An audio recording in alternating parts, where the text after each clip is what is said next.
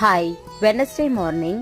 இன்னைக்கு பிரம்ம முகூர்த்த பூஜையோட 71வது நாள். இன்னைக்கு என்னோட மார்னிங் பார்த்தீங்கன்னா காலையில் 4 o'clockலாம் ஸ்டார்ட் ஆயிடுச்சு.